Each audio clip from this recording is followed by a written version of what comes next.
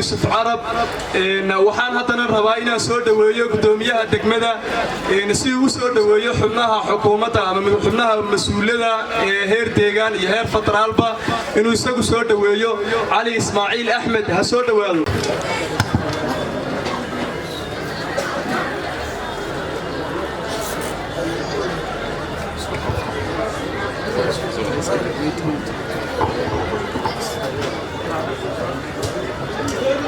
بسم الله الرحمن الرحيم السلام عليكم ورحمة الله وبركاته أقرأين دمان مرتي شرفتا قيبي كل الدول وزير ردا وزير كحيينا ماري ياشا سلاتين تدقنكا دقيدة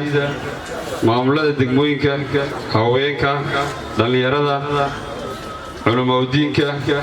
تمام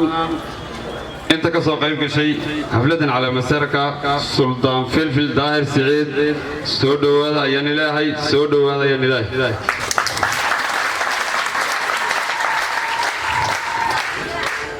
وحنو مهدلنا يا سيدا في عنا متقانا وحاوي انا دقصو قيب كشين ادكوسو خوشين على مسارك هنا كسو قيب كشان واني كم مهدلنا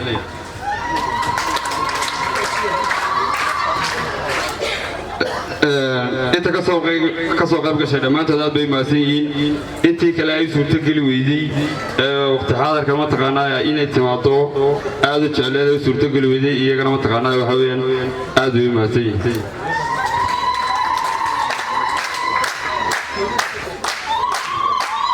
dhaqanka iyo dawladdu ma kala maarmaan hogaamintu dhaqanku waa lafdhabarta bulshada isla mar ahaantaana waxa ay tiir u tahay nidaamka dawladnimo ayay mataqaanaa tiir u tahay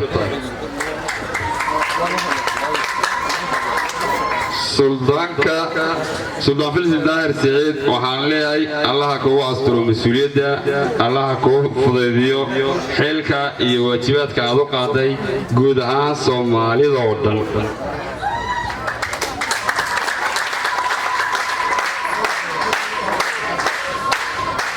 marweyn iyo madayaal waxaan idinku soo dhaweynayaa magaalada horumarka nabadgelyada iyo maamulka suuban ee degmada Dambal ku soo dhawaada ayaan ilaahay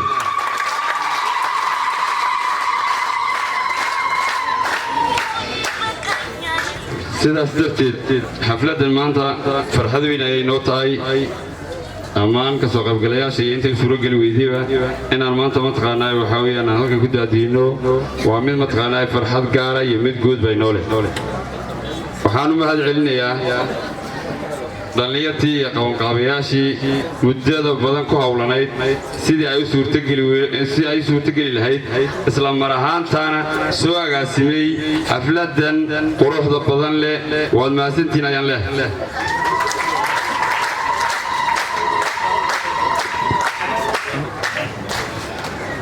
waxaan halkan fariid ka sida gudoomiyaha cusub ee gobolka City mudane Maxamed Maxamuud oo ay suurto gali weeyday in maanta mataqaanaa uu ka soo qayb galo isla mar ahaantaana aad u jeclaa guud ahaan bulshada qaybaheeda kala duwan salaan kala iyo laaba ayuu idin soo diray aniga ka wakiila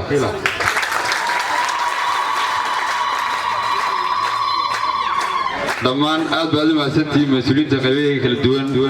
mar labaad iyo mar saddexaad waxaan leeyahay ku soo dhawaada magaaladiinii ku soo dhawaada si fiican ala soo dhaweeyo dhammaantiin saabka waqti aad iyo aad baad mahadsantihiin aad iyo aad baad mahadsantihiin waay bismillaahir rahmaanir rahiim marka hore xafladan quruxda badan waxaan ku salaabayaa magaca iyo mansabka ay ku fadhido marka xigta madashani ma aha mid siyaasadeed oo boos badan inooga bannaan yahay balse waxaan u soo kacay oo keliya in aan hambalyeeyo una duceeyo suldaanka beesha cilmi kaahin suldaan filfil daahir siciid. waxaan ugu ducaynayaa inuu ilaahay xilka u fududeeyo. kolley magaca dawladda iyo magaca xildhibaanada gobolka City waxaa noogu hadli doona xubnaha kala ah wasiir Xuseen Geed iyo Cumar Cabdi Meydane. balse waxaan xasuusinayaa oo kaliya mar walba hay'adaha dawliga ah iyo hay'adaha dhaqanku way isku baahan yihiin inay iska kaashadaan inay ka wada shaqeeyaan shaqooyin badan oo uu amnigu kow ka yahay. waxaan filayaa suldaanka horeyna si fiican baan iskugu naqaanaa, shaqooyin badanna waan wada qabanay, haddana waanu la shaqayn doonaa, waan garab istaagaynaa, waan la tashanaynaa. aad baad mahadsantihiin. waxaan ku soo dhawaynayaa wasiir Xuseen Geed si uu magaca xukuumadda isagoo ku hadlaya uu suldaanka ugu hambaleeyo. aad baad mahadsantihiin.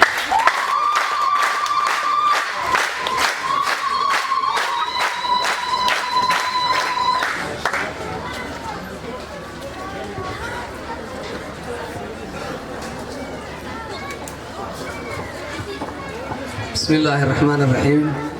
ugu horeyn garaadka dawladda deegaanka Soomaalida, garaad kulmiye, garaad maxamed, garaad dool, wafdiga ballaaran ee hogaaminaya inooga yimiday dawladda deegaanka Soomaalida caasimadda Jigjiga, komishineerka komishanka la dagaalanka musuqa ee dawladda deegaanka Soomaalida mudane Cabdiweli Jaamac, wasiir ku-xigeenka beeraha mudane Cumar Cabdi Meydane, gudoomiyayaasha saddexda degmo afarta degmo way gudoomiyayaasha afarta degmo kaabineetka ay horkacayaan maareeyaasha heer deegaan ee ay nagala socdaan maareey ku-xigeenada aadan Yuusuf Raage, aadan Marokad wada garanaysaan, iyo injineer Cabdifataax Xaaji Cumar Aare, xildhibaankeenna heer federaal xildhibaan Kamaal Xaashi Maxamuud oo inala jooga, odayaasha kala duwan ee deegaanka degmooyinkaasi kala duwan ee Awbarre, Harawa iyo Dambalba ka kala socda, kuwa Jijjiga ka yimiday, marti sharafta inooga timid dalka jaarka ah ee Somaliland, marti sharafta inooga timid Djibouti, dhammaan odayaasha inooga yimid Dirdhaba, dhammaantiin waxaan idinku salaamayaa salaanta islaamka. assalaamu calaykum waraxmatullaahi tacaala wabarakaatuh. bacda salaan, kulley madashani ma aha madal siyaasadeed, waa madal dhaqan. waqtiga inta badan in odayaasha dhaqanku qaataan baan aad u jecelnahay, aadna u xiisaynaynaa. annagoo kolley xukuumaddii waxaana keenay dariiqa intaa leegu soo marnay waa ixtiraam, karaamo, sharaf iyo maamuus aan u hayno suldaankeenna cusub, suldaanka beelweynta Celi Makaahiil, suldaan filfil daahir siciid. dhammaan ciddii soo abaabushay xafladdan quruxda badan leh oo ay ugu horreeyaan dhallinyartii habeeniya maalin aana seexanin, goortidii soo xushay ee 7 jilib ee Celi Makaahiil ka tirsanada suldaanka soo xushay. dhammaantiin waxaan idin leenahay aad iyo aad baad u mahadsantihiin, kudayaashaad mudantihiin. waa inay beelaha kalena san ugu daydaan. haanta gunta laga soo talaa soo ma mar haddii halkan laga dhisay Celi Makaahiil, beelaha kalena ay ku daydaan oo sidaa loo dhiso, waxay iman doontaa in ay yimaadaan madal dhaqameed oo fiican oo wax walba xalinaysa. sanadahan ugu dambeeyey goortada dhaqanka ama wada dhaqameedka deegaanku waxyaabo aad u qurux badan oo lagu diirsado oo ay qabanayeen baa jirta, oo ay ka mid ahaayeen dawladdu way baabaaday August 4 waxa allaaliye wixii jiray oo dhan u burburay, nabadaynta deegaanka oo ay ka soo bilaabantay caasimadda deegaanka. odayaal dhaqameedka hor fadhiyo garaad kulmiye hogaaminayay waxay ahaayeen magaalada si loo dejiyo, deegaanka si loo dejiyo, habeen iyo maalinba dadkii u taagnaa ee ummadda la hadlayay, ee shacabka la hadlayay. maantana halka aan joogniyo madasha aynu nabadda ku joogno inay timaado qayb libax ka soo qaatay. maanta waxa weeyaan suldaan filfil daahir siciid suldaanka guud ee beelweynta celi makaahil oo ah suldaan Soomaaliyeed waxaan kugu soo dhaweynaynaa inaad ka mid noqoto odayaasha sharafta leh oo dhaqameedka sharafta leh ee deegaanka ka soo qaadanayay nabadeyntiisa walaaleyntiisa isjeclaysiintiisa ee intay deegaankeena dhaafeen deegaamada kale jaarka nabadeynteeda qayb libaax ka qaatay oo ogtiin maanta Soomaaliya Oromo isku talaabi jirin inay sharafta maanta timid ay tahay inay markaad Soomaali baan ay tiraahdo ee Oromiya kala dhex joogto in kor lagu qaado cid walba laga soo dhaweysto dadaalka inta leeg cidii gelisay waa odayaal dhaqameedka suldaankeena aan maanta caleema saarayno suldaan filfil waxaan filaynaa inuu odayaasha ka mid noqdo oo qayb libaax la ka qaadan doono isku soo dhaweynta Soomaalida isjeclaysiinta Soomaalida dambalna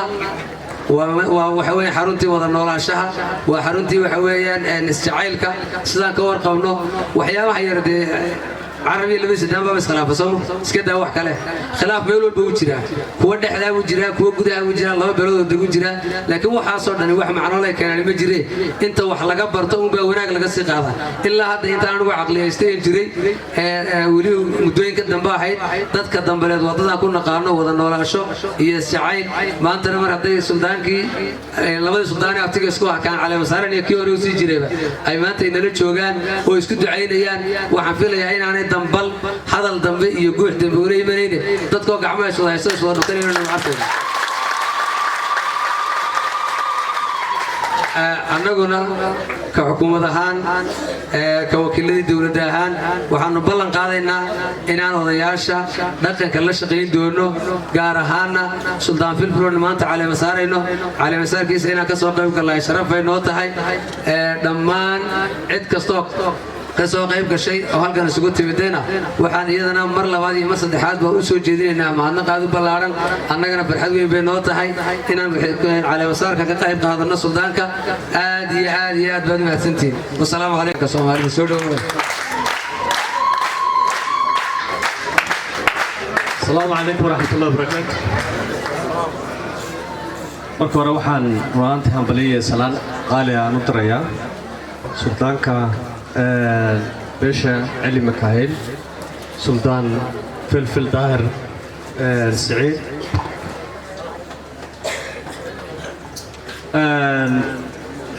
وحنا الله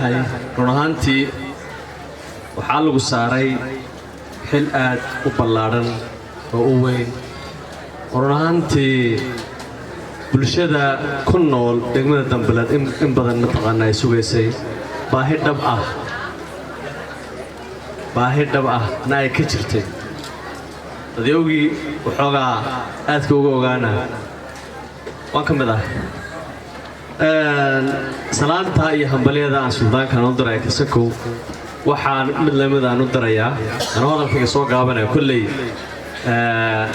hadaladii aan odhan lahaa oo dhan horta runaantii waa la fuuqsaday aabbayaasheen baa fuuqsaday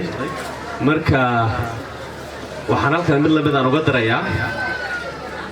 anoo soo koobaya qaab dhismeedka tolka ama waxa weeye xuseen geed wuxuu ka soo jeedaa hadda qaab dhismeedkii dowladda dhismeedka tolka oo u horeeyo runaantii garaad kulmiye iyo odayaasha la socda suldaanada la socda dhammaantoodna aniga waan ka wada salaamaya waxaad ogaataan laba qaab dhismeed halkan inaan ku fadhino idinkoo shacabana waad noo dhexaysaan marka anoo ku hadlaya magacii runaantii wakiilada ama waxa weeye xildhibaanada gobolka City waxaan leenahay allaha ka dhiga suldaanka kii guud ahaan Soomaaliya oo dhan mataqaana anfaca dhibaatooyinka hadda la soo sheegay xalliya guud ahaanna dadka isku keena mideeya waxana waxtarna u yeeshaa guud ahaan ka deegaan ahaan dardaaranka waxa weeye annaka wakiiladii shacabkaan nahay waa la dhaliili karaa waana dhaliishaan laakiin qaab dhismeedka hadda aan soo sheegay hore aan loo bareeriga laga yaabaa in waxoogaa suldaanada iyo garaadada dee lama dhaliilo حلقة يا حالة ظفر بدن وقف بني آدم إن يلسوا درسان بصورة قلعة وحيوب هي إن أفر لا تنقص عضد قرب إلا السيو إنك عاويو لكن سلقا بسميك دولته كوتشرا هذا يضر للشان دبتي ذي لنا مهما هي فرق بدن واحد شرا سوماليا وحقا يرقل ذا المركب بني آدم كلغو متقانا لغو loo isticmaalo faraska waxa uu shil loogu dhiftaa waxa orda leeyahay laakiin bini aadan hadii la yiraahdo uu la ku dhifo orday waxa weey maamadaas ma shaqeynayso dad badan ba waxa markay dawladda dhalilayaan waxaan u jeednaa yaani ha ka badiyay intii hore marka taas iyada maamadaas ma shaqeynayaan ugaasiyada iyo garaadyada iyo suldaanada iyo war guud ahaan waxay u baahan horta ruunaanta taageero way xil adagna waa la saaray xilkaas insha Allah iyakana Allah ka dhigo ku yiiba taqaana ka soo baxa inaguna waxaan u baahnaa siiba dhalinyarta weey daaranka waxaan u gudbinaayay inaan la shaqeyno oo aanu garab istaagno u baahanahay ka dawlad ahaanna waxa weey waan u baahanahay ruunaanta waa laba qaab dhismeed oo marnaba aan maarmi karin guud ahaan shacabweynahan aad baan u salaamaya reer Dambaleed waxaan leeyahay sidii horeba loo yiri kuldolooyin far badan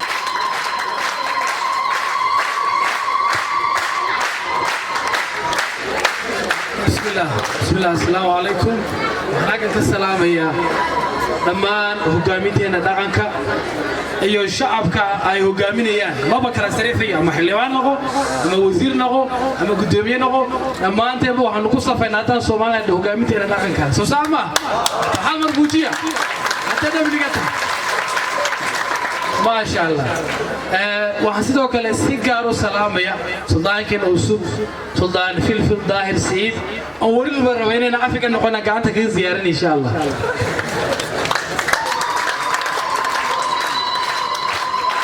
لما سلادين تام هجومي تدقنك وجسيان نقطان حقنا الله فدي أما نجم مقنا سلادة وحنو مرينا جرات كينا جرات كلمية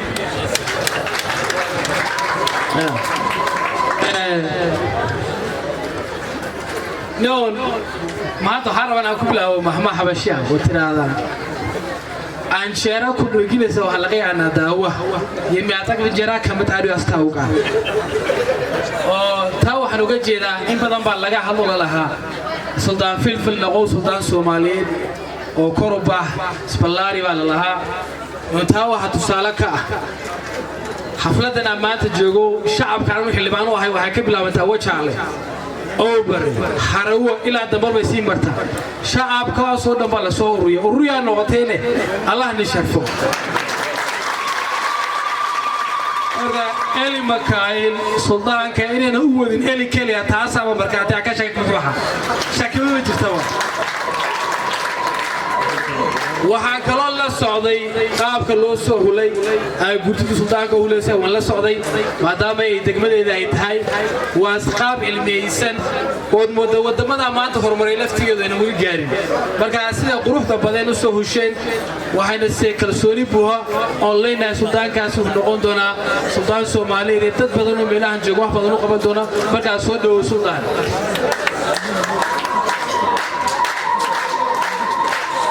دردارن كليلي هاي سلاديتو وحيابها قبطان هالنقدو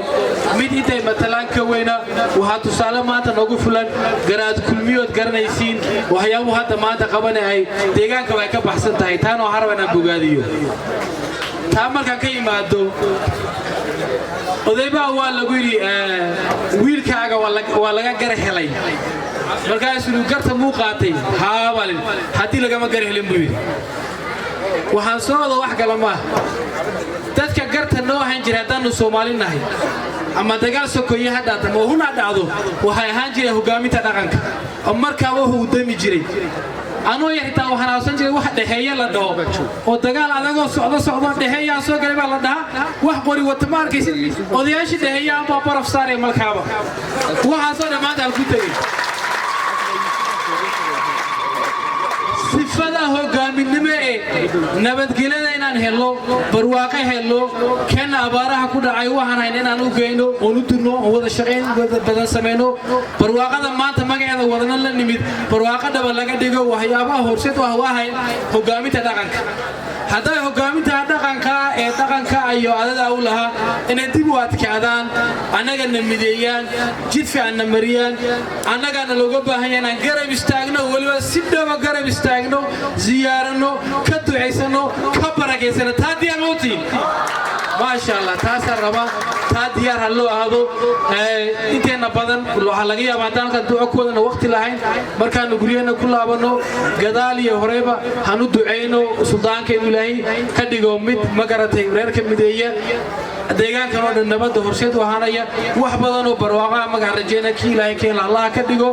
aad iyo aad nimaastiin aad iyo bani jecel shacabka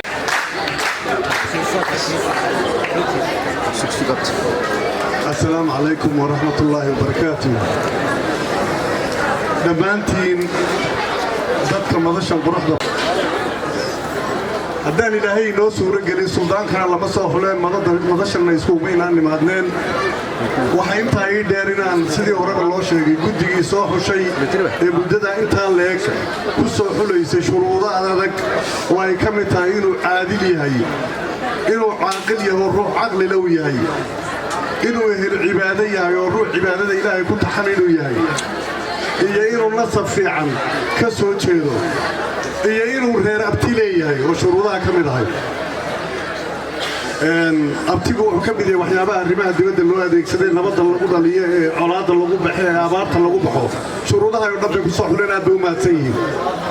madashan maadaama ay madan dhaqan tahay waxaan doonayaa inaan mahadnaqa iyadana ka bilaabo hoggaanka dhaqankaynu leenahay waxaan ka bilaabi ugaas cabdirashiid ugaas roble ugaas doodiyoon inala joogin oo ugaaskii beesha gadabuursiya waxaan ku xijisiinay wiilka aan abtiga u nahay awowgana u nahay oo isaguna ugaas mustafa oo ugaaska beesha weyne ciisa oo inala joogin isaguna laakiin safar ku maqan waxaan ku xijisiinay garaadka beesha kuumada kablalax oo isla markaana haddana soomaalidaba hadda garaad inoo ah garaad kulmiye garaad maxamed garaadool oo aad garanaysaa halka uu ka soo jeedo waxaan kaloo doonayaa inaan idin baro xubnaha halkan fadhiyo suldaan cabdiraxmaan suldaan in lagu arkaa fiican suldaan cabdiraxmaan maxamed carab waxaa ku xiga islow cabdinaasir macallin aadan islowgu macnihii waxa weeyaan waa ninka boqorka tafiirtiisa ka midka ah weeye marka isaguna wuxuu ka mid yahay wabarka beesha digoodi saransoor digoodi waxaad ugu garanowtiin baan malayn gabaygii cali taadhasay ahaa markii eerboodka Kenya lagu laayay digoodiga maxaa looga dhigay ari dubaaglaayay gabaygii marayay marka raggii loo tiriyay weeye takale waana xildhibaanka kamaala seedigii oo taana uu garanayaa isagana وحقا تنبلي أول ولا حقا مبلغ وريق جنا حقا ولي بعيساه وان يرتلاب سنايم كل حقا يدقو دقنا وان قاعدين تانا كنت الصلاة ويا انت مركي لقي ما دو أنا هذا البدن وقرينا هنا هذا مرة هو الله سلطان وان يرى وحويان waad garanaysaa sheekh muxyidiin sheekh maxamed guuleed oo caalimkeennii weynaa ee kutubta dhar wanaaji ka akhrin jiray ee agabar ka akhrin jiray waxana weeyaan ninkani waa nin ka wakiila beesha maxamed makadoor iyo beesha tolomogo inta u dhaxaysa uu isku xidhaa haddii odayaashii halkan laga hadliya una maxaad casar ku jirina wakaade wakiilkii maxaad casar waynala fadhiya intaa markii laga yimaado anigu waxaan ku soo gebagabaynayaa suldaan filfil daahir siciid dardaaran waa lagu dhameeyey waxaa keliya raacinayaa in ilaahay wixii lagugula dardaarmay oo kugu garab galo waxaan kaga baxaya cabdilaahi sheerow waad faantay oo suldaankaad ku faantay waad ku saxan tahay annaguna dee suldaan mustafaan ku faanaynaa raggii dhalay waa kuwa ragga halkan fadhiyo weeye aqalkaa ku darso marka ugaas Mustafa ujeeda ugaas Mustafa ragii dhalay waa kuwa halkan soo fadhiya ragii halkan ka hadlay weey Cabdi Xariir adeertii baa dhashay soo ma garanaysid Cabdi muxuu ahaa suldaanka Sala iyo ragii dhalay baa nahanaguna marka taana waa ku faaraynaayo haddaad adigu sheegatay annana de halka ka sii weyn baa sheeganay marka ugu dambeyn waxaan ku soo guraanayaa aad iyo aad baad u mahadsantihiin maadaama mudasha in badan lagu jiray ilaahay ducada ha inoo aqbalo suldaan Soomaaliyeed oo suldaan nabadeeda Allah ka dhigo ilaahay ha inagu darsamo waxa weeye cid kastoo ka soo qayb gashay aad bay u mahadsantihiin annagana waxa weeyaan kuwii la shaqeeyay Allah naga dhigo aad iyo aad baad u mahadsantihiin waxaan rabaa haddana inaan soo dhaweeyo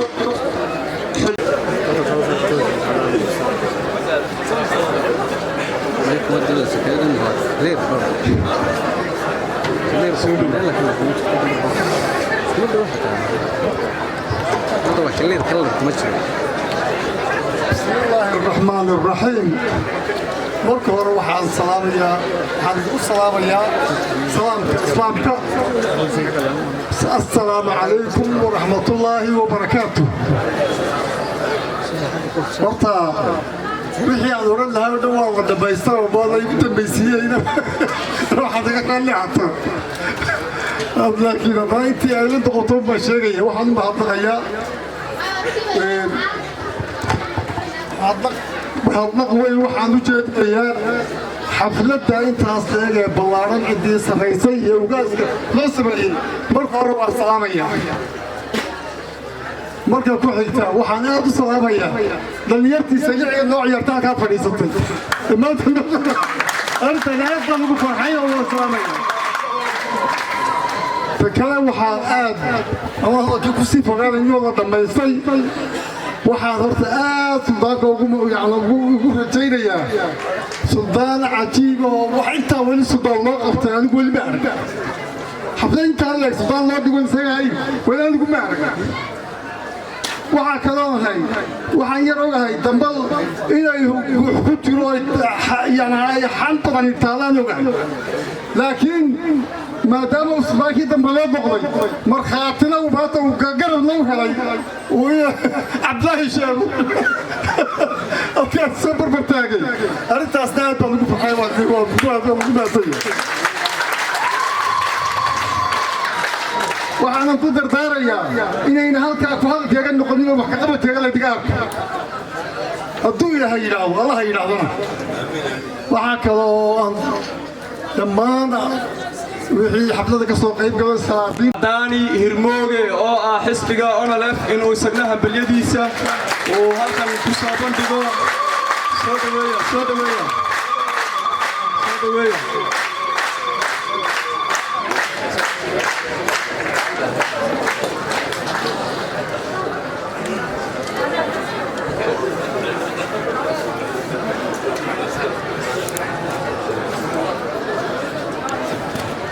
بسم الله السلام عليكم دنبل ايغا horta ana dambal igu horeysa waxaan u haystay laba burood isu dhow dhexdooda inay ku jirto meel fiican barta magaalada degan tahay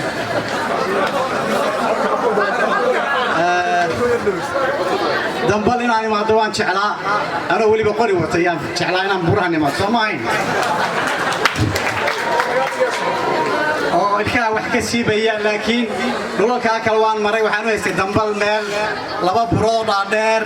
dhexdooda ku jirto oo ciriiriya laakiin dhul waasic ay degan tahay waa aad u qurux badan soo sidaa ma suldaanka maanta caleemasaarkiisu joogo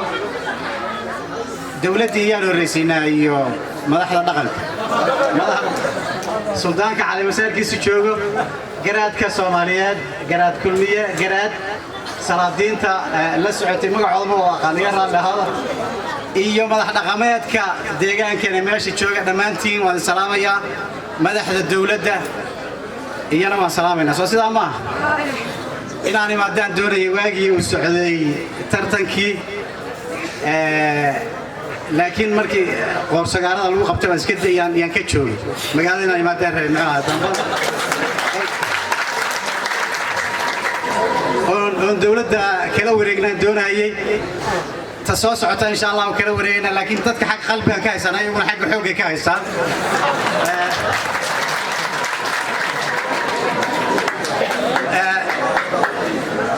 waxaan doonaynaa madaxda dawladda aan madaxyar inay raado madax dhaqameedka horta aan ku horeeyo suldaan filfil daahir saciid ilaahay ha ku guuleeyo xilkiisa suldaan Soomaaliyeed oo wadani ah oo gobonimo doona oo Soomaali ah oo midnimo iyo cadaalad ku shaqeeya ilaahay ha ka dhigo suldaanagu waan ku garab istaagaynaa insha Allah laakiin waxaan ka rabnaa kow inaad Soomaali tahay laba inaad midnimada jeceshahay saddex inaad gobonimada jeceshahay saddex afar inaad cadaaladda jeceshahay intaasaan ka rabnaa insha Allah dadweynaha filfileedna waxaan rabnaa inay madaxdeena waxa hoos u dhiga madax dhaqanka markaad daristo xagga dhaqaalaha weyn waxay dawladda Itoobiya kilkish inoo gashatay iyaduba afar amiirun bay ahayd aagan waxaa qabsaday Hayle Salaasi Abiy maxaa magaciisa odaygi mukannan oo kaaba qabiil ah umba kaaba qabiiladeena u burburteen aaga koonfurtana kaaba qabiil kala qabsaday oo isna ahmaarada ka socday aaga waqooyina kaaba qabiiluba raasasu bay isu qaybiyeen marka kaaba qabiiladeenu intii hore dhulka way difaaci jireen way dadka cadaaladda iyo dawladnimadana way ku fiicnaayeen intii dambe ee reer galbeedku ay Itoobiya hubka siiyeen kaaba qabiilkeena waana laga hubatay waana laga dhaqaalo batay marka wuxuu in loo yeeriyo iyo ku soo dhacay waxaan rabnaa dawladda Soomaalida inay qorshayaasha ka sideyso madax dhaqameedka qorshayaasha ka deyso mushaarna loo qoro oo ay golo loo sameeyo ay mushaar yeeshaan oo talada ummadda wax ku yeeshaan baa fiican inay markii loo baahdo kaarka la marsanayo loo yeelo ma soo sida ma markii kaarka la marsanayo marka madax dhaqameed quman oo ummadda u taliya oo xilligiisa muxuu ahaay tala soo jeediya oo tala laga qaato asna tala qaata oo la isla shaqeeyo oo hal dhinac loo yeerisu ka imanin baa fiican madax dhaqameedka marka taasaan muxuu ahaay yaan ugu yeeraynaa dawladdana waxaa fiican inay sidaa ula dhaqanto madax dhaqameedkeenu kor ha u qaado dadka Soomaaliyeed inay mideeyaan hal qabiil baan nahay oo Soomaali la yiraahdo hal dal baan leenahay Soomaali state liyaado hal dan baan leenahay hal shacbi baan leenahay intay dambal abaarooda jigjiga barwaaqooy mayso isku ama waxaynu ka wada wardooni abaarta ama jannadaynu ka wada wardooni marka waxaa fiican gacmaha la isqabsado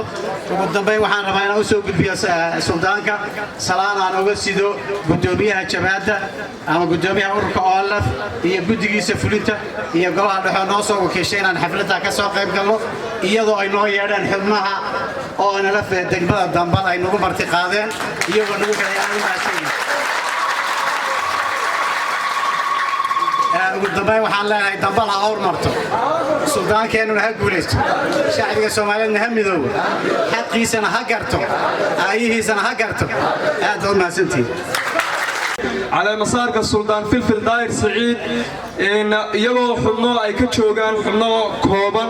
وحان ربا هذا إنا كسر دويو الشيخ محي الدين الشيخ محمد قوليد هلا إلى سر دويو الشيخ محي الدين الشيخ محمد قوليد وهجانك قلها من نمذا يلبت ديجانك الصوماليدا أو إن بدن لصوش الرحي إن أي ديجانك دافين أو ميلا بدن أو كل دوين أو ديجانك كبحسن أي وجود بين هلا إلى سر دويو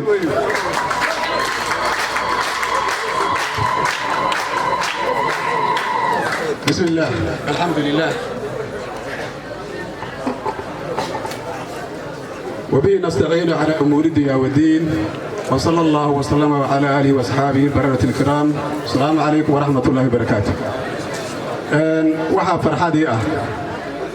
inaan ka soo qayb galo على masaarka suldaanka beelweynta Ali Makaahil suldaan Filfil Saciid Daahir oo aan filayo marka la fiiriyo muuqaalka iyo haybadda ay leedahay munaasabadda loo sameeyey inuu yahay qof u qalma daliil ay u tahay beesha uu ka soo jeedo adaygeeda iyo midnimada ka muuqata haddaan kabtan ku daro madaxweyne ku-xigeenkii hore mawliid haayir xasan yaa kabtan shalay wuxuu yidhi sheekh muxyidiin waa wankii geesaha lahaa weeye buy wanka geesaha le marka xagga hore laga maro ee geesihiisa la arko riyaha lagu tiriyaa marka xagga dambe laga maro ee baridiisa la arkana idaha la raaciyaa marka wuxuu ka waday marka uu joogo dhinaca Itoobiya waa nin makadoora oo maxal casa ah waa nin absama ah oo ka soo jeeda beelweynta Tolmoge ee goday ku faanta markuu awdal iyo awbarre joogana waa nin maxamed makadoora oo maxal casa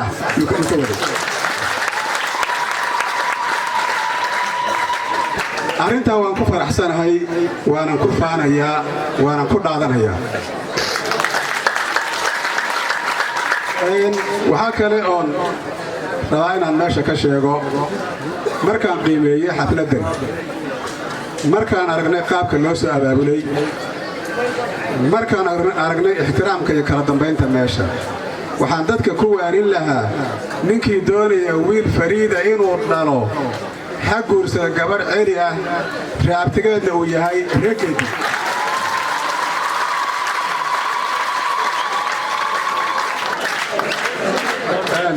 marka suldaanka ka soo jeeda beelweynta celi ee isagu celi ka soo jeeda hooyadiina ay tahay ceeleeye maxaad u maray wuxuu nagu soo kordhin doono wax fiicantee waxaan aad ugu farxay guddoomiyihii degmadu markuu yidhi ku soo dhowaada degmadii horumarka iyo nabadda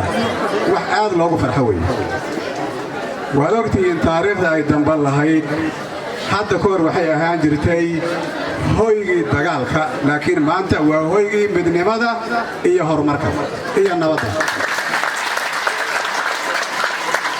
waxaan u mahad celinaynaa dadkii lahaa asbaabta heerkaa gaadhsiisay ee ku soo maamulay gaadhsiiyey in ay walaaloobaan labada beelood ee wada deggan dadkana isugu xiga ka midna ah dadka ugu dhaqanka fiican Soomaalida marka la qiimeeyo waxaan leenahay waa hambalyo labaad dambali inay heerkaa gaadho dadkii walaalaha ahaa ee shalay xiribtu dhex tiilay inay maanta uliya diirkeed yihiin oo iyagoo dhaqankoodii siyaasadoodii dadkoodii intaba ilaashanaya inay nabad gaadhsiiyaan degmadooda wax aad loogu farxayo weeye aniga lakum hambalyaadi leenahay haddaanu soo noqdo suldaanka waxaan leenahay ducadiisa iyo habaarkiisaba Allah aqbalo maxaan uga jeedaa markaan saa leeyahay suldaanku waa boqor beeleed weyn ninka wanaagsanna wuu u ducayn ka xumaadana wuu waanin hadduu garta qaadan waayo oo uu dhaqanka ilaalin waayo uu beesha khilaaf geliyo habaarkiisana loo aqbali beeshana uu ka takorran weeye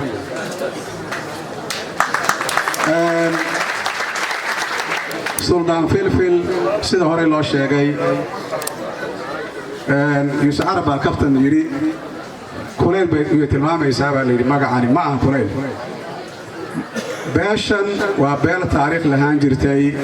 mudday huruday hogaamiye dhaqan ma ayna lahayn central authority-geedu wuu huriday si ay beeshu u toosto suldaan filfil baa loo soo qabtay markaa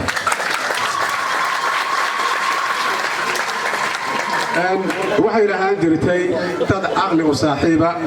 tusaale markaan soo qaato garta oo kale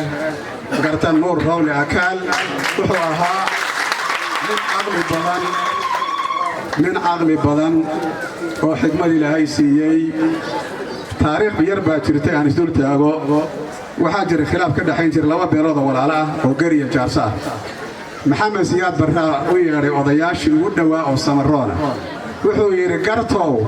adaa caqli lagugu tuumaaye maxay labada reer isu dilayaan wuxuu yidhi wax kale isuma dilayaane geri baa waxay leeyihiin buu yidhi waxaan ahay basadii libaaxa la dhalatay oo daarood sheeganaya marka waxaa ugu dambeeyey garta allah u naxariisto naxariistii jannana eebba ha ka waraabiyo caqli lagu daydo oo dadka dhexdiisa ka muuqda ayuu ahaa suldaan filfilla waxaan u rajaynaynaa inuu sidaa iyo si lamida noqdo cimrigiisuna ka dheeraada kiisii taa ilaah waan weydiinaynaa waxaan ku soo gabagabaynayaa hadalkayga beesha celi waa la idin waaniyey waa la idin tusaaleeyey waxaa la idinku yidhi suldaanka intaad soo qabataan ha ka tegina suldaanka dhaqan ahaan waa in magtiisa la bixiyo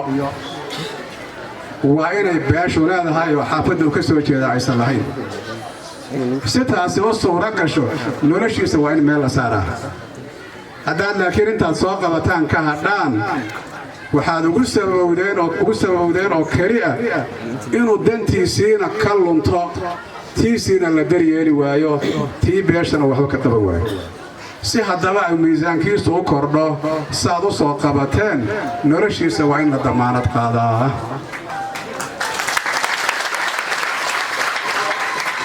waxaa fadhiya meeshan madax fara badan ma tirin karo wasiirradeenna cusbaan baa jooga xildhibaanadii aan soo doorannay baa jooga salaadiin fara badan baa meesha fadhida suldaan cabdi cadooshe indha yaraan la kabta waxaan ku idhi war salaadiintii jibriil yoonusun baad taxdeene aaway samaroonkii kaleaan ku idhi markii la taxay suldaan abiib asale suldaan cabdikariin suldaan muuse cali madar oo hal qoys oo jibriil yoonus waxaan ku idhi war samaroonkii kale aaway wuxuu igu yidhi iyagu waa indhahay qabtaan waa laf waawen yihiinoo indhaha qabtay buui aad iyo aad baan ugu faraxsanahay beesha samaroon oo taariikh iyo dhaqan leh oo dad runtii xadaaro u saaxiiba oo manbacul cilmi ka soo jeeda aqoontii soomaaliyeed ah xadaaradii soomaaliyeed ah waxaan ku faraxsannahay inay annagu waa naqaanay dadku nala bartaan aad baan u faraxsannahay anuu hadalkayga soo koobaya waxaan ku soo dhowaynayaa madashan qaaliga ah garaadka guud ee deegaanka haddaan sumadda hoos ugu sii dhaadhaco waa garaadka beelaha kuumade ama beesha absame waxaa la socday oo kale wafdiga suldaan cabdiraxmaan maxmed carab oo ah suldaankii beelaha reegeediga xeeya maaha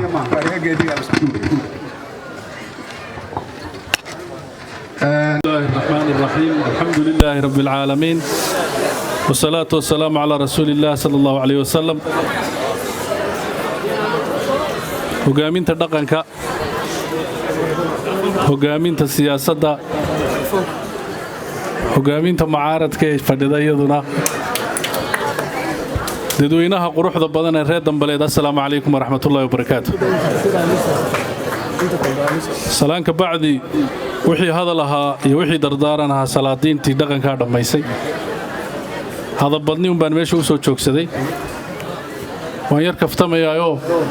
wiilkan abtiga wahay cabdi cadoosh ugaasku maalinkuu tegayo diyaaradda raacayay anigu ii wakiishay inaan labada beeloodba ugaas iyo garaad ka sii ahaado hawshan taas waxay tilmaamaysaa inaan shaqadaydii guto ugaasku igaga tegay imaanshaha Dambaleed ee ugaaska suldaanka ku caleema saarayno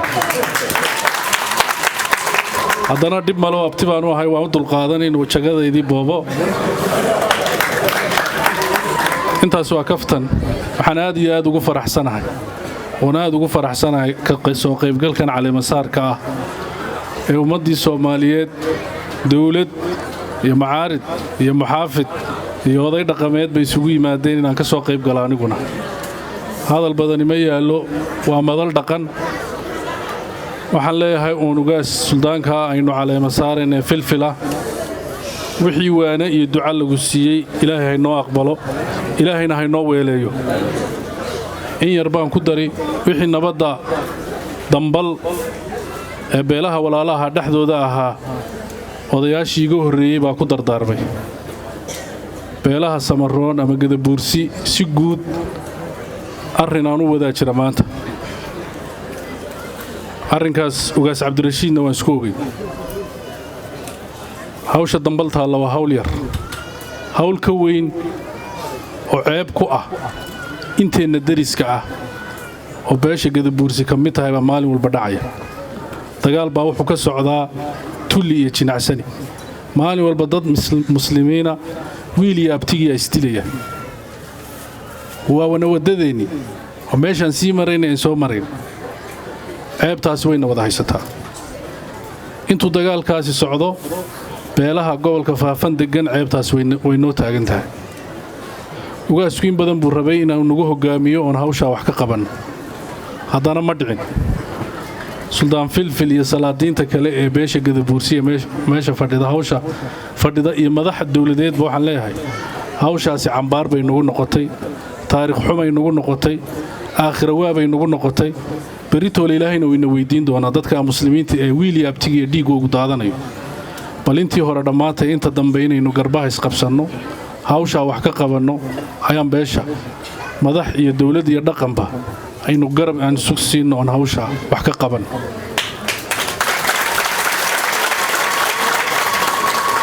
hawsha labaad madaxda dowladday ku socotaa degmadani waxay hore u soo martayoo maanta waa nabad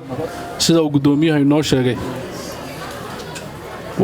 waa degmadii wada noolaanshaha waa degmadii horumarka waa beeraha ka socda waa aragnay degmada caynkaas ee labada gobol xidhiidhinaysa ee gobolka city iyo gobolka faafaneedba xidhiidhinaysa waddadeeda waad aragtaa wadda dhib badan baa ka haysta bulshada anuu intii aan garaadka ahaa dhul badan oo soomaaliyeed baan maray magaalo soomaaliyeed oo laba qabiil wada degan yihiin laba midunbay noqotaa inay baaba'do oy fool xumaato iyo inay labada qabiil ku tartamaan oo magaaladaasi weynaato oo markay biriish qola dhisato biriishka kala dhisato magaalooyinka waaweyn ee sida burcoo kalea ka mida waa ogtii marka waxaan leeyahay mas-uuliyiintii dowladda nabaddii haddii la keenay odayaashii iyo labadii suldaanba ay meesha fadhiyaan horumarkii baa ka maqan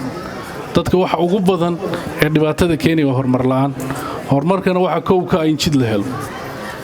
annagoo odayaashiia oo shacabka iyagii matalayna dowladda waxaan ka codsanaynaa in waddooyinka sanadkan in la dhammeeyo oo la qabto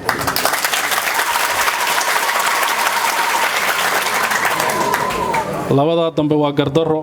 madal farxadeed baa la fadhiyey maalad caleemasaar baa la fadhiyey haddana wixii intii aan joogay aan dareemayay bay ahayd waana layga raalli ahaan maadaama ayna qabannin labadaa codsiba in sidaa loo qaato suldaankana waxaan leenahay allah kugu asturo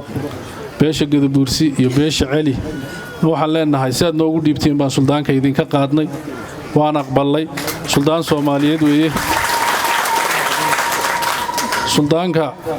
culayska aad idinku saarteen dambal buu ahaa anna geriya jaarsi iyo soomaaliya oo dhan baan ugu daray marka in la garab istaago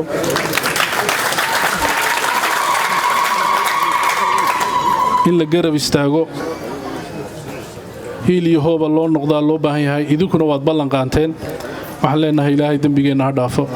kii muslimiinta alla ha dhaafo kii ummadda soomaaliyeed alla ha dhaafo dadweynaha reer dambale dembigooga iyo kii waalidkoodba alla ha dhaafo suldaankaan dooranay suldaankii jira allaha ka dhigo kii ummadda islaamka u adeega allaha ka dhigo kii ummadda soomaaliyeed u adeega allaha ka dhigo kii dhibaatooyinka dambele yaryarkee hadhay isagii abtigii suldaankaba kuwii dhammeeya allaha ka dhigo waxaaqi subxaana rabbika asalaamu calaykum waraxmatullahi wabarakaatu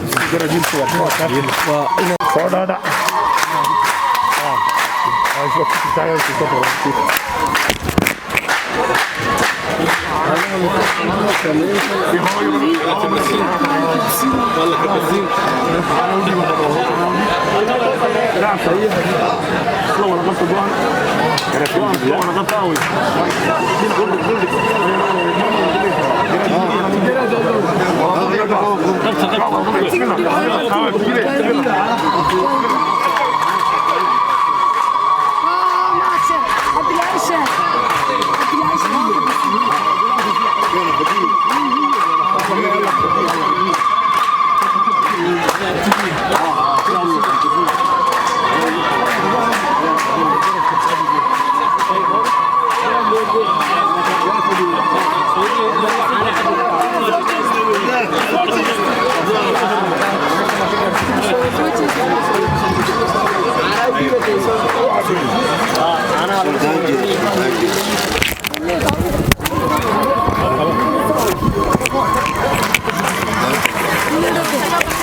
waxaynu ku soo dhawaynaynaa suldaanka si uu dadka ugu mahadnaqay isaguna ereygiisa yaalan ka yidhaaho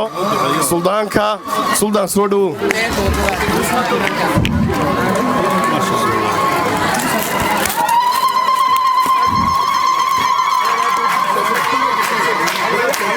بسم الله الرحمن الرحيم اللهم صل على سيدنا محمد marka hore waxaan u mahadnaqaynaa ilaaha raxmaanka ilaahay ayaa mahad leh isaga ayaa mahad koobaad leh isku keenay nabadgeliyo dawlad hadaan ahayn iyo hadaan duqeey ahayn iyo hadaan shacab ahayn ilaaha raxmaanka ee nabadgeliyo isku keenay u mahadnaqaynaa inuu waafajiyo xaaladan wanaagsan ee ku kulanay in danaha Soomaaliya dhammaan kaga wada hadlayno anna la igu caleemo saarayo ilaaha arintaas keenay ayaan u mahadnaqaynaa alxamdulillah marka labaad waxaan u mahadnaqayaa anigoo ku hadlaya magacayga gaarka iyo mataqaana magaca beesha Celi Makaahil ee xilkay saaratay anigoo ku hadlaya waxaan u mahadnaqayaa dawlad deegaanka dhammaan nimba masab ku doonaa ku socdo dawlad deegaankiina u mahadnaqaya dhammaantii kuwa federaalka ka socdaan u mahadnaqaynaa kuwa gobolka waan u mahadnaqaynaa mas'uuliyiinta heer degmo waan u mahadnaqaynaa dhammaantood afarta degmo ka socota waxaan u mahadnaqayaa dhaqanka wada duqeyda dhaqanka garaad kulmiye kow ka yahay iyo inta kale hoos timaadeen waxaan ugu dambeeyay ayaan u mahadnaqaynaa waxaan u mahadnaqaynaa oo kale dhammaan bulsho sharafta halkan fadhida nimba magacu doonaha ku yimaadeen anigoo afka Celi Makaahil ku hadlaya waan u mahadnaqaynaa mahadnaq wanaagsan ayaan mahadnaqaynaa waxaan ilaahay soo dhawaada dalkiina ku soo dhawaada degmadiina ku soo dhawaada anagoo in jecel soo dhawaada afka Celi Makaahil ku hadlaya soo dhawaada afka degmada Dambal anigoo ku hadlayana soo dhawaada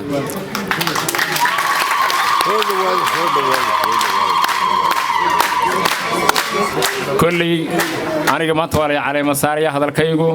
waxa weeyaan u ballanqaad iyo duco iyo wixii la yidhi yeelo waxaan leeyahay Allah ay fuudiyo xilka la idmaday ilaahay inuu fuudiyo ilaahay raxmaanka ka baryaya oo dalkii dadka ilaahay ugu anfaco aamin aamin idinkana waxaan igu ducaynayaa dhammaantii waxaan igu ducaynayaa sidaad nooga farxiseen ee waqtigiina nagu soo hurteen in ilaahay idinka farxiyo dhammaantiinba aamin hoggaan siyaasadeed ma yihi waxaan ahay hoggaan dhaqan waxaan leeyahay duqeyda dhaqanku wixii daaran hay soo jeediyeen waan qaadanayaa ilaahay idankiisa waxaan ilaahay ka baryayaa idinku ilaahay adiga baridin inaan garabka midib ku shaqeeyo ka bixin qonin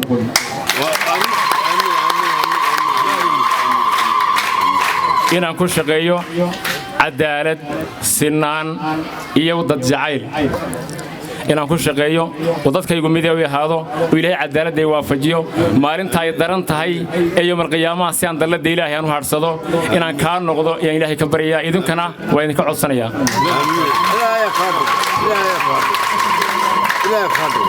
waxa ka walkana ka ballan qaadaya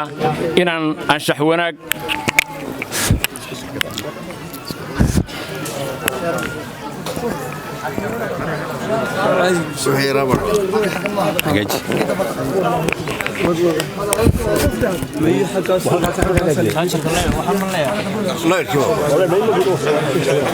halka waxaan ka ballan qaadayaa goortina soo xulatay ee beesha Celi Makaahil inaan dhaqan wanaagsan iyo karaamo iyo tashaawuru fil amri aan uga shaqeyn doono tala kasta oo ila soo gudboonaata aan kala tashan doono waanada hay salaadiintu ay siiyeen hawgaraadka Soomaaliyeed ugu sareeyo abtiga bay garab jooga abiya abtiba waxaan kula shaqeyn doonaa ummadda Soomaaliyeedba midnimo iyo isjacayl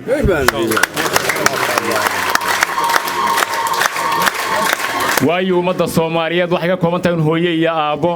qof kasta inuu hooyadii aabihii waa jecel yahay dadka degmada Dambal deganna waa labada kaliya weey soomaali dhammaanteedna waxa weeye waa dal wadaag waa dan wadaag waa diin wadaag waa duc wadaag weeye wax colahoy tahay ma jirto shaydaankunba wax kale u qurxinaya ilaah raxmaanka waxaan weydiinayaa maxabiya kalgacaylkii nebi maxamed iyo asxaabtiisiya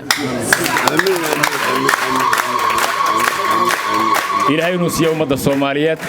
waan salaamayaa dhammaantiin nabad ayaa timaadeen nabad Allah idin hooyo dawladdu waxaan ugu ballan qaadayaa horumarkii nabadgelyo nagala shaqayn doono duqayda dhaqankana waxaan ku darmayaa dhaqanka inankii ugu dambeeyay baan ahay taladiina tusaaladiina ayaan dhammaantiin ku shaqayn doona garaad insha Allah soo dhawow gari iyo jaarsana waa qodob muhiim ah weeye daris ayaan nahay maadaama darisna walaalihiin ay yihiin iyaga iska dhaafay anagu maalin kasta saameyn nagu yeesha xaaladuhu saadaradeed ilaahay raxmaanka ka baryana ilaahay inuu colaadooda dhameeyo inaguna taqaan waxa weeye waan ka qayb qaadanaa garaad arrinkan waan qaadan aad iyo aad baan salaamaya anigoo magaca beesha ku hadlaya dalka noogu duceeya dadka noogu duceeya waxa weeye waxaan iga dalbaynaa waa duco waxaan idin soo kulminay ducadiina Allah noo aqbalo nabad baad noo timaadeen nabadna Allah idin hooyo anna xilka Allah igu asturo dhammaantiin baa Allah inoo asturo Allah isu keen wada asturo barakada nabi maxamed Allah ina siiyo ciise maamuus Allah ina siiyo cirka roob Allah inaga siiyo karaayo barwaaqo Allah ina siiyo culaadeennu waa cid inaga heshay علمني صومالية ومدى الصومالية مدنية موفقة يعني قد عينيا ساسا إلهي كبرينا بإذن الله كريم بحق سبحان ربك